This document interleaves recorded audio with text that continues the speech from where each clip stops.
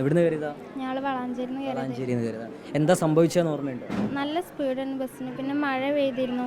അപ്പോൾ മഴ നിന്ന ടൈമായിരുന്നു. അപ്പോൾ ആ കോട കയറിയ ടൈമിൽ ഗ്ലാസ് കൂടെ കാണില്ല എന്ന് തോന്നുന്നുണ്ട്. പക്ഷെ നല്ല സ്പീഡായിരുന്നു. അങ്ങനെ ആ മതിൽ പോയി ഇടിച്ചത്. മതിലിൽ പോയി ഇടിക്കുക. പിന്നെ ബസ് മറിഞ്ഞു. അതുണ്ടായത് 2 തവണ മറിഞ്ഞിട്ടാണ് നിന്നത്. നിറയെ ആളുകൾ ഉണ്ടായിരുന്നു ബസ്? അത്യാവശ്യം ആളുണ്ടായിരുന്നു. അത്യാവശ്യം ആളുകൾ ഉണ്ടായിരുന്നു. പെട്ടെന്ന് നല്ല സ്പീഡിലായിരുന്നു അല്ലേ? നല്ല സ്പീഡ്.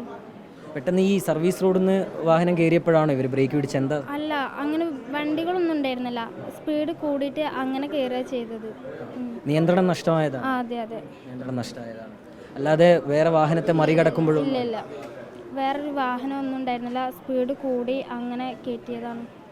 നിങ്ങൾ ബസ്സിൽ തെറിച്ച് വീണോ? അപ്പോൾ തെറിച്ച് വീണൊന്നുമില്ല. ഞങ്ങൾ സെൻറ്ററിലായിരുന്നു. സെൻറ്ററിൽ നിന്ന് ഇങ്ങോട്ട് താഴത്തേക്ക് വീണു. ഇവള് ബാക്കിലേക്ക് തെറിച്ച് പോവുകയും ചെയ്തു.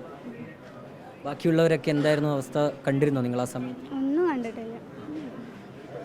ചോര മാത്രം കണ്ടു. നന്നായി ചോര ഉണ്ടായിരുന്നു. പിന്നെ കുറേ ആൾക്കാർ ഇവിടെ വന്നപ്പോൾ കണ്ടു. ഞങ്ങൾ കുറേ പേര് മരിച്ചിട്ടുണ്ട്.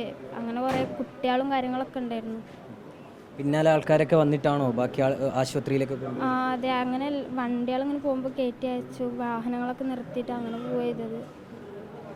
അപ്പോൾ വേറെ വാഹനത്തെ മറികടക്കുമ്പോഴൊന്നും അല്ല, നല്ല വേഗതയിൽ സംഭവിച്ചൊരു അപകടം തന്നെയാണല്ലേ?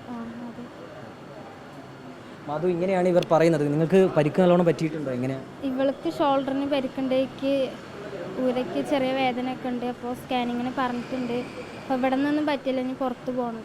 നിങ്ങൾ രണ്ടുപേരും മാത്രമായിരുന്നു ഒന്നിച്ചുണ്ട്? വേറെ ആരും ഒന്നിച്ചുണ്ടായിരുന്നു? ഇല്ല, ഞങ്ങൾ രണ്ടുപേരും കൂടി കുട്ടിപ്പുറം വരെ ഒരു ആവശ്യത്തിന് പോവുമായിരുന്നു. അതിനിടയിലാണ് ഈ അപകടം.